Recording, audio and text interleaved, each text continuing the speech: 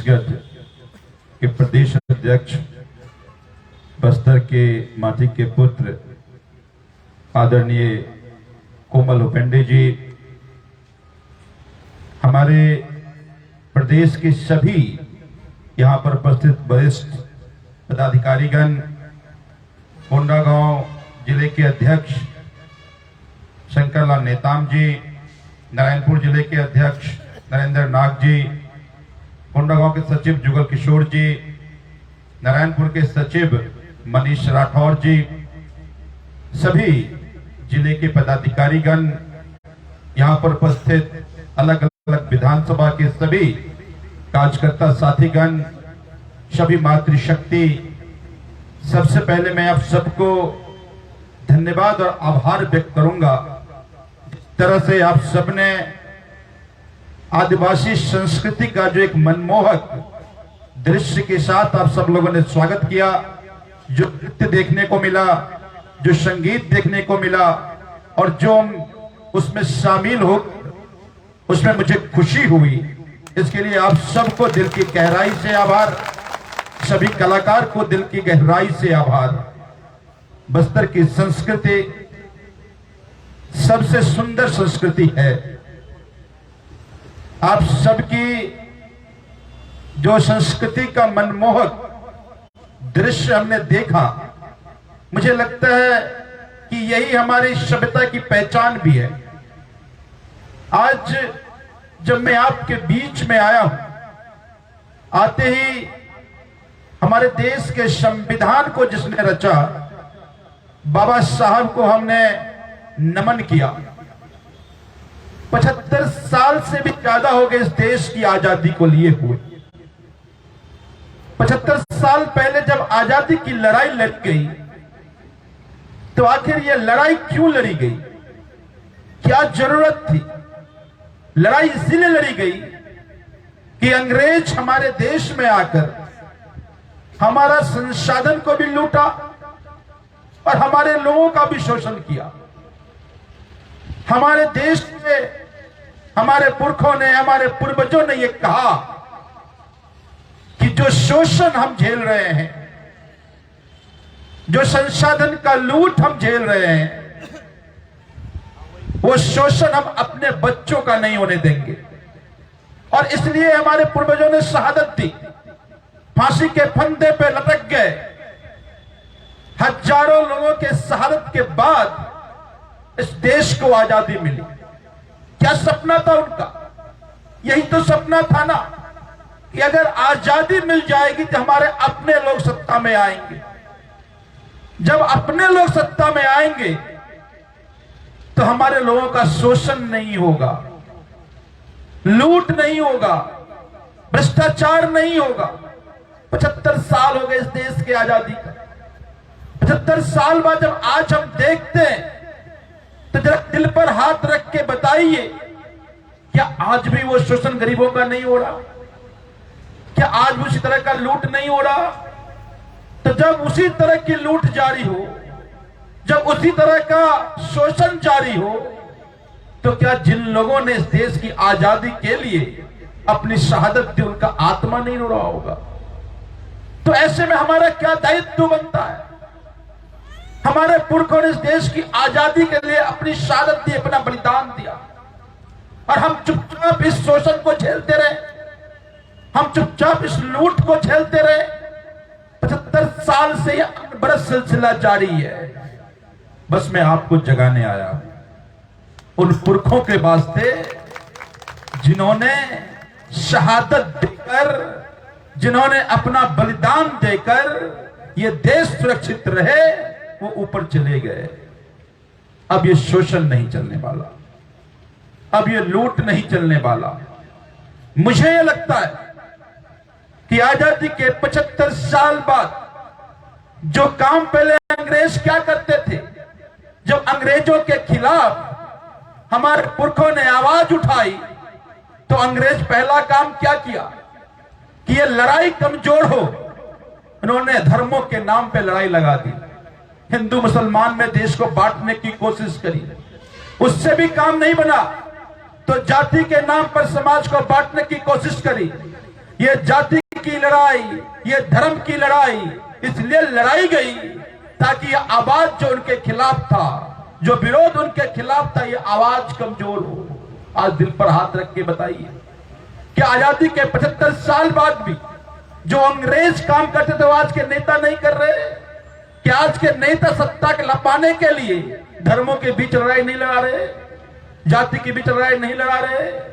तो जो काम अंग्रेज करते थे वो काम आज भी हो रहा हो और हम चुप बैठ जाए तो मुझे लगता है ये चुप्पी भी अगर इसी तरह से जारी रहा तो उनका शोषण और बढ़ जाएगा। इसीलिए मैं कहने आया हूं कि आवाज उठाना पड़ेगा आप सब लोग। 20-22 साल हो गए छत्तीसगढ़ को राज्य बने हुए। छत्तीसगढ़ राज्य की बात क्यों की गई? इस राज्य की बात इसलिए की गई कि छत्तीसगढ़ के लोगों को लगा, बस्तर के लोगों को लगा, कोंडागांव के लोगों को लगा कि ये जो भोपाल से चलती है विकास वो रायपुर और बस्तर नहीं पहुंच पाती। उनको चूंकि बस्तर से मतलब नहीं, उनको जंगल से मतलब नहीं, उनको जमीन से मतलब नहीं, उनको खनिज से मतलब नहीं, तो उसका लूट और दोहन कर रहे छत्तीसगढ़ बने। लोगों ने इसमें भी कुर्बानियां दी, इसमें भी अपने त्याग किए। लेकिन 22 साल हो गए, राज्य भी बना, सरकार भी बनी, लेकिन ये सरकार गरीबों के लिए नहीं बनी। आज भी वही लूट, आज भी उसी तरह का भ्रष्टाचार, आज भी उसी तरह का दोहन जो पहले होता रहा वो होता रहा। तो फिर बदला क्या? मैं ये मानता हूं कि छत्तीसगढ़ की जनता करे तो करे क्या। 15 साल से भाजपा का शासन रहा। लोगों ने कहा 15 साल भाजपा ने लूटा, आप बदलते हैं इसको। लोगों ने कांग्रेस को मौका दिया, कांग्रेस के मुख्यमंत्री बने। लूट में जब 15 साल से भाजपा लूटा, उससे 2 कदम आगे कांग्रेस के मुख्यमंत्री और कांग्रेस की सरकार को दोहन करने लगी, लूट करने लगा। तो ऐसे में अब मैं कहने आया हूं आपको कि आज कांग्रेस की सरकार इस 5 साल में केवल लूट, केवल भ्रष्टाचार, जनता की चिंता नहीं रही, आपकी चिंता नहीं रही, बस्तर के लोगों की चिंता नहीं रही, गरीब की चिंता नहीं रही, माताओं की चिंता नहीं रही, बुजुर्गों की चिंता नहीं रही, युवाओं की चिंता नहीं रही। तो अब समय हो गया है खड़े होकर उनके खिलाफ बिगुल फूंकने का। और ये मैं इसलिए कह रहा हूं कि आज से 10 साल पहले दिल्ली के आम आदमियों ने मिलकर के एक पार्टी बनाई, आम आदमी पार्टी। आम आदमी पार्टी को दिल्ली के लोगों ने चुना, और जब दिल्ली के लोगों ने चुना, आम आदमी पार्टी की सरकार बनी, तो आम आदमी पार्टी के 5 साल के काम की चर्चा आज हम बस्तर में भी कर रहे हैं, सभी राज्यों में हो रहा है, देश में हो रहा है, विदेश में हो रहा है। 5 साल के दिल्ली के कामकाज में अरविंद केजरीवाल जी ने कहा कि अगर आप गरीब हैं तो आपके बच्चों को पढ़ाने की जिम्मेदारी सरकार की होगी। अगर आप गरीब हैं तो आपके घर के लोगों को इलाज की जिम्मेदारी सरकार की होगी। अगर आप गरीब हैं तो आपको बिजली मुफ्त मिलेगी। अगर आप गरीब हैं तो महिलाओं को बसों की यात्रा, बुजुर्गों को बसों में जाना मुफ्त रहेगा। अगर आप गरीब हैं तो आपके यहाँ बुजुर्गों का पेंशन 2500 रुपए होगा। अगर आप गरीब हैं तो आपके 18 साल से ऊपर की जो भी महिलाएं हैं अलग अलग राज्यों में, हम उनको 1000 रुपए देंगे, ताकि एक गरीब को ये लगे कि सरकार हमारे लिए, सरकार हमारी सोचता है। एक तरफ देखिए कि जब हम वहां गरीबों को ये मुफ्त सुविधाएं दे रहे हैं तो ये बड़े बड़े नेता कहते हैं कि जनता को मुफ्तखोर बना रहे हैं। मैं ये पूछना चाहता हूं, चाहे कांग्रेस की सरकार हो या बीजेपी की सरकार हो, नेताओं को तो मुफ्त बिजली मिले, नेताओं को तो मुफ्त यात्रा मिले, नेताओं को मुफ्त इलाज मिले, नेताओं को सारी सुविधाएं मुफ्त मिले, तो मुफ्तखोर नहीं। अगर जनता को दे दिया तो कहते हैं ये मुफ्तखोर हो गए। मैं ये कहना चाहता हूं कि अगर ये मुफ्तखोर कहने की हिमाकत करोगे तो जनता तुमको नस्त नाबूद कर देगा। हमारी जिम्मेदारी है। आज इस देश में गरीबी अमीरी में फर्क इसलिए रहा कि अमीर को तो सारी सुविधाएं मिली, गरीब भगवान भरोसे रह गया। गरीब को पूछने वाला कोई नहीं रहा, गरीब को देखने वाला कोई नहीं रहा। चुनाव जब भी आया हाथ जोड़कर वोट तो ले लिया, काम केवल अमीरों का हुआ। दिल्ली में जब अरविंद केजरीवाल हर परिवार को इस सारी सुविधाओं से 8,000, 10,000, 12,000 में बचाता है, तो वो उसके बच्चों को, उस गरीब को आगे बढ़ने में वो काम आता है।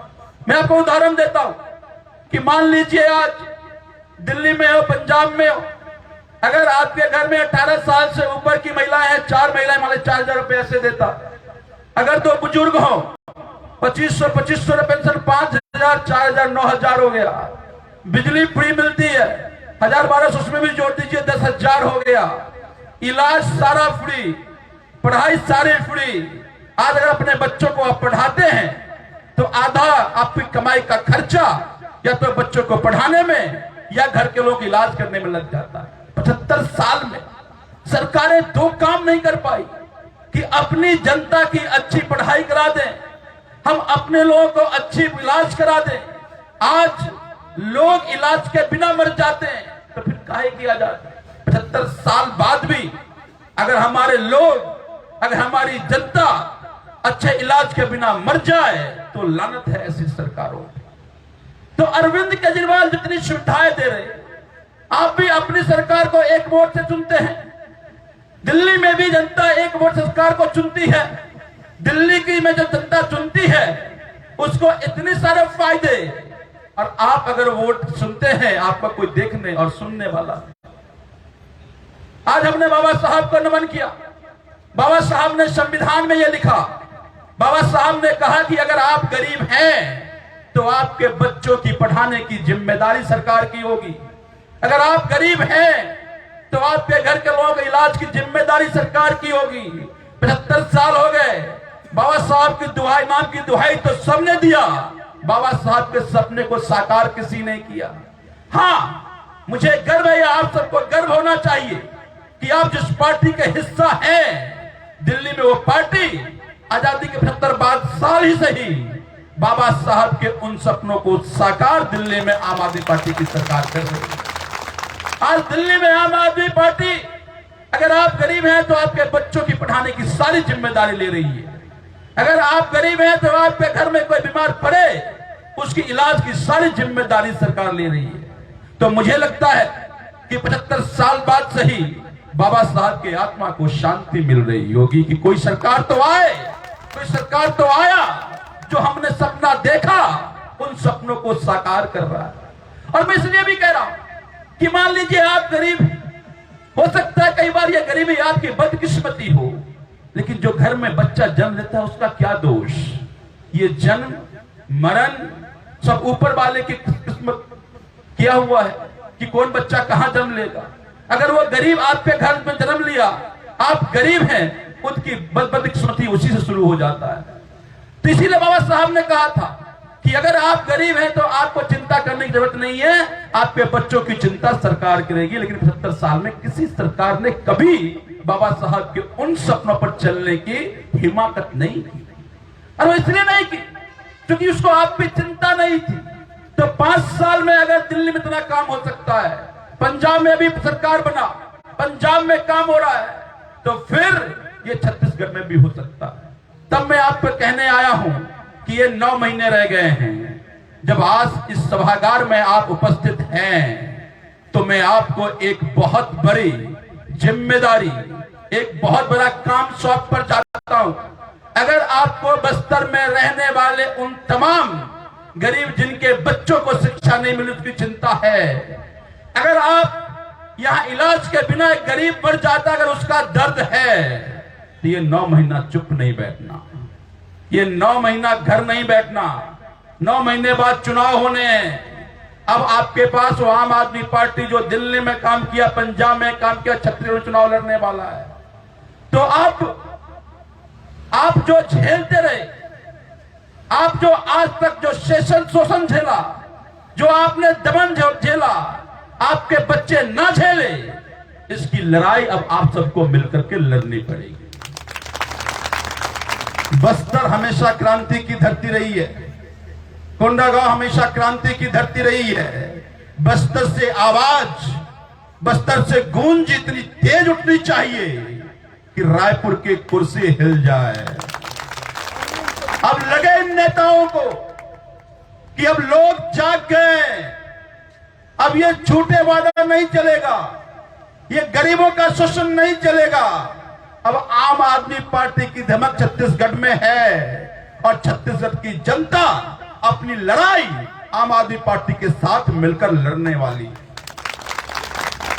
ये मैं इसलिए कह रहा हूं कि आज अगर अरविंद केजरीवाल की सरकार यहां बनती है, आम आदमी पार्टी की सरकार यहां बनती है, बहुत हो गया नेताओं के लिए काम करना, अब अपने बच्चों के भविष्य के लिए काम करना है। आपके बच्चे आगे तभी बढ़ेंगे जब उसको अच्छी शिक्षा मिलेगी। आपके घर के लोगों को सुख संपत्ति तभी आएगी जब बीमार पड़े तो उसके लिए अच्छे इलाज की व्यवस्था सरकार कर दे। आपका भला तभी होगा जो फायदे हमने दिल्ली में गिनाए वो आपके मिले। तो इसलिए मैं कहने आया हूं कि अगर अलग अलग पार्टी के लोग भी हों, अलग अलग पार्टी के कार्यकर्ता भी हो, उनको भी अपने गांव में जाकर कहना कि तुमने 75 साल से, कई बार कहते हैं कि मेरे पिताजी कांग्रेस में काम किए, मैं भी कांग्रेस में काम करूंगा। पूछना कि तुम्हारे पिताजी भी किए और तुम भी किए, तुमको क्या मिला? तुम नेताओं के लिए काम करते रहे, एमएलए एमपी बना, वो लुटेरा बना, तुमने वोट मांगा, तुमको बद्दुआएं मिली। तो बद्दुआएं नहीं, अपने बच्चों की भविष्य के लिए काम करना। आज दिल्ली में अगर बिजली मुफ्त मिल रही है तो चाहे कांग्रेस का कार्यकर्ता हो, चाहे भाजपा कार्यकर्ता हो, बिजली मुफ्त तो सबको मिल रही है। अगर हमने स्कूल अच्छा किया तो किसी भी पार्टी के लोग हो, उनके बच्चे भी पढ़ते हैं। अगर हमने इलाज मुफ्त किया तो वो सबको मिल रहा है।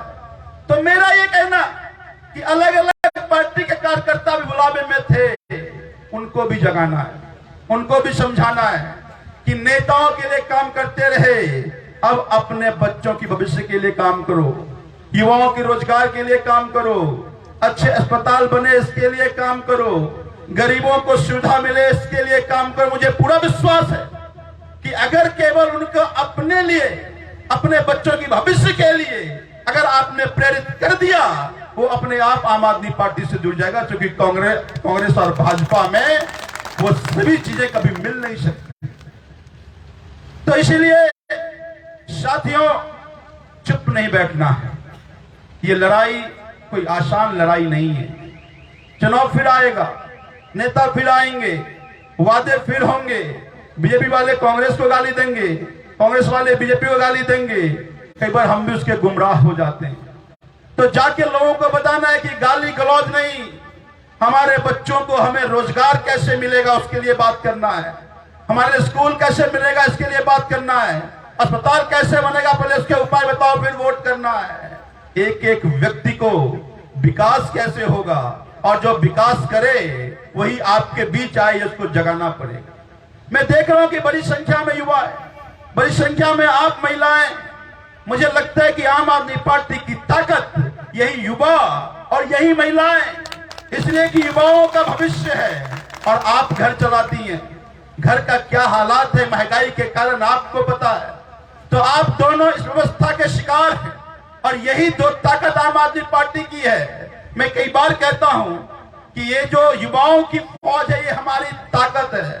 कहते हैं ना कि जिस ओर जवानी चलती है उस ओर जमाना चलता है। तो अब इस जवानी को नए जमाने की ओर ले जाना है। और आप अभी कोमल भाई बता रहे थे कि झाड़ू सबसे बढ़िया यहां बनता है। आप घर की सफाई झाड़ू से करते हैं, अब व्यवस्था की सफाई झाड़ू से करना है। आप घर की सफाई बेहतर करती हैं। मुझे विश्वास है कि अभी झाड़ू घर के अंदर था, ये झाड़ू घर के बाहर निकला, तो व्यवस्था की भी सफाई उतनी ही जिम्मेदारी से आप करेंगे। तो इसीलिए आपको भी चुप नहीं बैठना।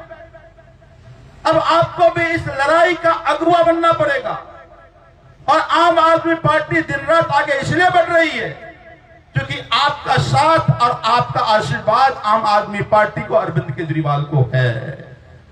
कितनी भी विघ्न बाधाएं क्यों नहीं आई, लेकिन चूंकि आशीर्वाद माताओं का था, अरविंद केजरीवाल कोई बाल बाका नहीं कर पाया। तो इसीलिए मैं आपको भी आह्वान करने आया हूं कि आप अब ये झाड़ू केवल घर के अंदर की सफाई नहीं करेगी, अब ये झाड़ू व्यवस्था की भी सफाई करेगी। और वैसे मैं कई बार कहता हूं कि झाड़ू के बड़े सारे गुण हैं। घर की सफाई करते हैं, अब मैं कह रहा हूं व्यवस्था की भी सफाई करना, और ये झाड़ू कई बार भूत उतारने का भी काम आता है। तो सत्ता का भूत जिनको चढ़ जाए, उसको भी इसी झाड़ू से भूत को उतारना है। उतारेंगे ना आप लोग? झाड़ू से उतारना है ना, ठीक से उतारना है। क्योंकि इनको लगता है कि हम यूं ही लोगों का शोषण करके सत्ता में रहेंगे, अहंकार बढ़ा है। अभी सुनने में आया कि राष्ट्रपति एक कानून लगा दिया है कि अगर आप सरकार के खिलाफ बोलेंगे आपको जेल में बंद कर देगा। उस कानून में पुलिस के पास ये ताकत है कि बिना जांच के आपको जेल में जितना मतलब बंद कर दे।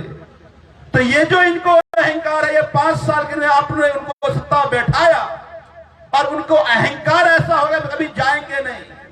तो अब इसीलिए झाड़ू की जरूरत है।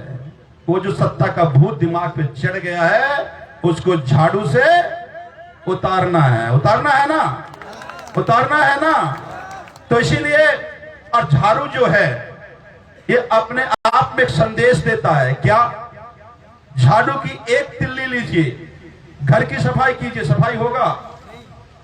अगर सभी तिल्ली को इकट्ठा करते हैं और जब वो मुट्ठी बनता है तो कैसी भी गंदगी क्यों ना हो साफ करता है। तो एक आदमी की लड़ाई से नहीं जीती जाएगी। एक एक तिल्ली से झाड़ू बनता है, ऐसे एक एक वो तब बदलेगी जब एक एक गांव जाकर लोगों को आप समझा देंगे कि 75 साल से किस तरह से अब अपने बच्चों के अच्छे भविष्य के लिए आम आदमी पार्टी की सरकार बनाए। सब सहमत हैं? सहमत हैं? तो मैं ये मान के चलूं कि कोंडागांव के 2 विधानसभा, केसकाल और कोंडागांव और नारायणपुर के भी साथी हमारे पास हैं। तो नारायणपुर के तीनों विधानसभा के साथी आप सब लोग एक एक गांव जाकर के लोगों को यह बताएंगे कि अब कांग्रेस बीजेपी नहीं, कांग्रेस बीजेपी धोखा है, आम आदमी पार्टी मौका है ना। तो अब कांग्रेस बीजेपी के धोखे में नहीं, आम आदमी पार्टी को मौका दे करके जिस तरह से दिल्ली के लोगों को फायदे हो रहे हैं, वही फायदे अब छत्तीसगढ़ के लोगों को होगा। इसलिए आम आदमी पार्टी के साथ खड़ा होना चाहिए। सहमत हैं आप लोग? कहेंगे लोगों को हर गांव में टीम होगी, बस आप हर गांव में टीम बनाइए और आपको आपकी अपनी सरकार बनाने का जिम्मेदारी यहां पर मंच पर बैठे लोग ले लेंगे। मैं दावा करता हूं कि आपने अगर गांव में टीम बनाई तो नवंबर में चुनाव है, नवंबर में यहां भी किला गिरेगा और छत्तीसगढ़ के निर्माण की प्रक्रिया शुरू होगी, आम आदमी पार्टी की सरकार बनेगी। इसीलिए अभी नारा लगा रहे थे, दिल्ली में आम आदमी पार्टी की सरकार बनी, दिल्ली के गरीबों को फायदा हुआ, दिल्ली बदला। पंजाब के लोगों ने सरकार बनाई, पंजाब के लोगों को फायदे हो रहे, तो दिल्ली बदलिश पंजाब बदलिश। अब बदल वो छत्तीसगढ़, अब बदल वो छत्तीसगढ़। तो एक बार नारा लगाते हैं, दिल्ली बदलिश पंजाब बदलिश, आप बदल वो छत्तीसगढ़, दिल्ली बदलिश पंजाब बदलिश, आप बदल वो छत्तीसगढ़, दिल्ली बदलिश पंजाब बदलिश। आप बदल वो छत्तीसगढ़। एक नारा और लगाते हैं कि अभी हमने कहा कि हमारे पुरखों ने अंग्रेजों के खिलाफ लड़ा, देश को आजादी तो मिल गई, सत्ता जिनको मिला वो चोर निकल गए। तो फिर नारा बनाया कि पहले लड़े थे गोरों से, अब लड़ेंगे चोरों से। ये गली गली में कहना है। एक बार कहते हैं, पहले लड़े थे गोरों से, अब लड़ेंगे चोरों से, पहले लड़े थे गोरों से, जिस तरह से आजादी की लड़ाई में लोग घर घर से निकल कर लड़ाई लड़ा, अब जाके कहना है कि निकलो बाहर मकानों से, जंग लड़ो बेईमानों से। तो निकलो बाहर मकानों से, जंग लड़ो बेईमानों से, निकलो बाहर मकानों से, जंग लड़ो बेईमानों से। और एक और नारा ऐड कर लेते हैं कि बीजेपी कांग्रेस धोखा है, छत्तीसगढ़ बचा लो मौका है। ये मौका नवंबर में आने वाला है। देखिए, मैं एक बात बता दूं कि कई बार ऐसा होता है कि आपके अंदर क्रांति तो है, आप बदलना तो चाहते हैं, आपको नेता नहीं मिलता। अभी अरविंद केजरीवाल जैसा ईमानदार नेता और नवंबर में चुनाव का मौका है, तो इसीलिए ये नेता अगर हो तो मौका नहीं चुका दे, चूंकि मौका आपके हाथ में है। तो इसीलिए नारा लगा कि कांग्रेस बीजेपी धोखा है, छत्तीसगढ़ बचा लो।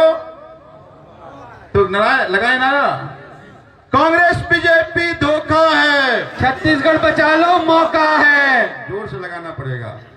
कांग्रेस बीजेपी धोखा है, छत्तीसगढ़ बचा लो मौका है। भ्रष्टाचार का एक ही काल, केजरीवाल केजरीवाल, भ्रष्टाचार का एक ही काल, केजरीवाल केजरीवाल। निकलो बाहर मकानों से, जंग लड़ो बेईमानों से, निकलो बाहर मकानों से, जंग लड़ो बेईमानों से।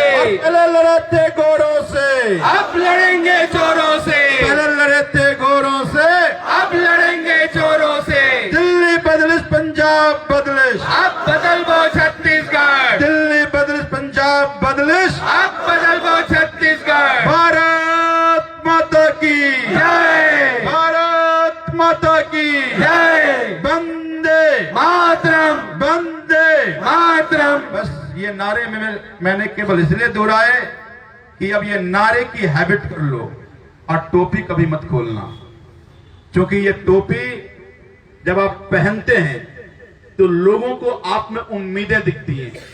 वो उम्मीदें कैसे, जो इन्होंने बताया पांडे जी ने, अरविंद केजरीवाल जी ईमानदारी से लड़ाई को लड़ रहे हैं एक जुनून के साथ, तो वो लड़ाई, वो जुनून और आपके अंदर वही जिद्द होना चाहिए। अगर अरविंद केजरीवाल जैसा जुनून, उनके जैसा जिद्द अगर आपके अंदर है, तो यहाँ के लोगों का जो उम्मीदें हैं वो उम्मीदें भरोसा में बदलेगा। लेकिन कोई गलती कर दी तो उम्मीदें टूट जाएंगी। इसलिए टोपी जब पहने तो अंदर के क्रांतिकारी को अपने अंदर से जगाना और बस्तर से भ्रष्टाचारियों को भगाना। सहमत है ना? तो इसलिए अब 19 मार्च को, दिन लिख लेना, 19 मार्च को रायपुर में हम लोग कार्यकर्ता सम्मेलन करेंगे। तो 19 मार्च के कार्यकर्ता सम्मेलन में बस्तर से जो संख्या जानी चाहिए वो इतनी चाहे कि लाइन ना टूटे। तो फिर भूपेश बघेल को लगे अब हाथ में हाथ जुड़ गया है, झाड़ू लेके लोग खड़े हो गए हैं, अब उनकी यहां पे खैर नहीं है। तो बस्तर की धमक छत्तीसगढ़ रायपुर में 19 मार्च को दिखनी चाहिए। चलेंगे ना आप लोग? वहां पे केंद्रीय सभी नेता आएंगे, वहां पे चर्चा करेंगे कि किस तरह से छत्तीसगढ़ को बदलना है। तो उसमें आप सब लोग शामिल हो। मैं इसके लिए आज ही आपको आमंत्रण भी देने आया हूं। तो बहुत बहुत धन्यवाद, ढेर सारा आभार सभी साथियों का, हमारे सभी प्रदेश के सभी कार्यकर्ता साथियों का, माताओं का, बहनों का, सभी भाइयों का, सभी बुजुर्गों का बहुत बहुत धन्यवाद।